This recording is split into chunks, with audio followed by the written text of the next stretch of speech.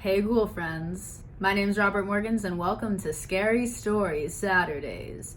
Each Saturday out of the month of Spooktober, I will read you an excerpt from one of my favorite childhood books, Scary Stories to Tell in the Dark.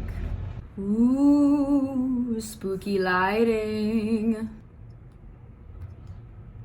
The first story I'm going to read to you this October is called The Haunted House.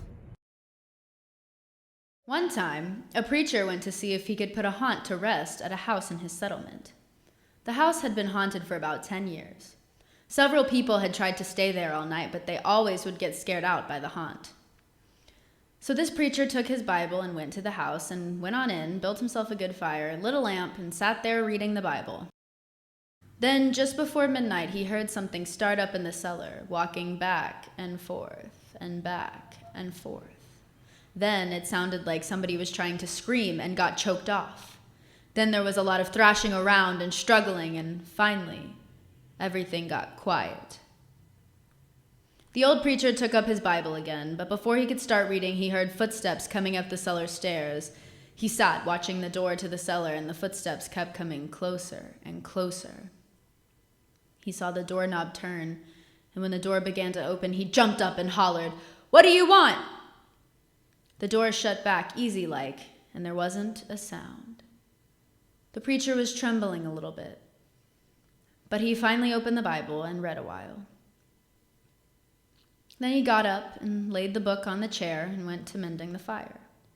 Then the haunt started walking again, and step, step, step, up the cellar stairs. The old preacher sat watching the door, saw the doorknob turn and the door open. It looked like a young woman. He backed up and said, "Who are you? What do you want?" The haunt sort of swayed like she didn't know what to do.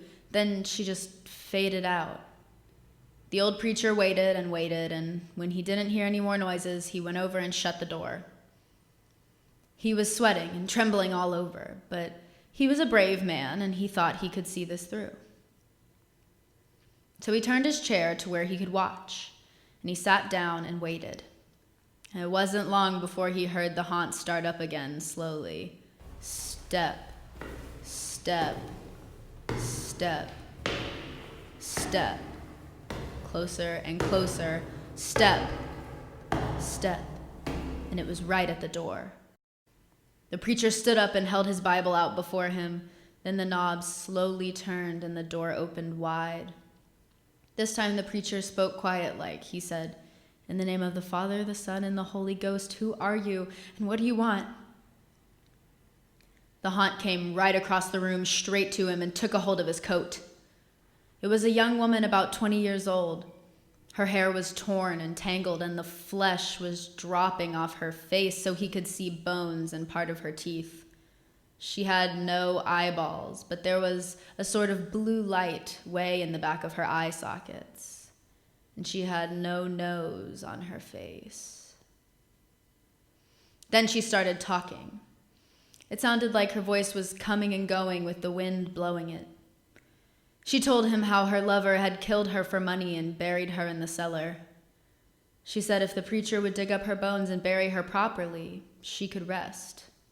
Then she told him to take the end joint of the little finger from her left hand and to lay it in the collection plate at the next church meeting, and he'd find out who murdered her.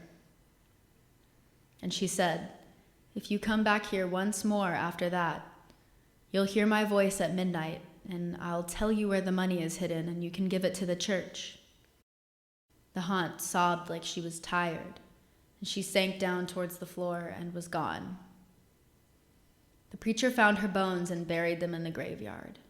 And the next Sunday, the preacher put the finger bone in the collection plate, and when a certain man happened to touch it, it stuck to his hand. The man jumped up and rubbed and scraped and tore at the bone, trying to get it off. Then he went to screaming like he was going crazy. Well, he confessed to murder, and they took him to jail. After the man was sentenced, the preacher went back to that house one midnight, and the haunt's voice told him to dig under the hearth rock. He did, and he found a big sack of money.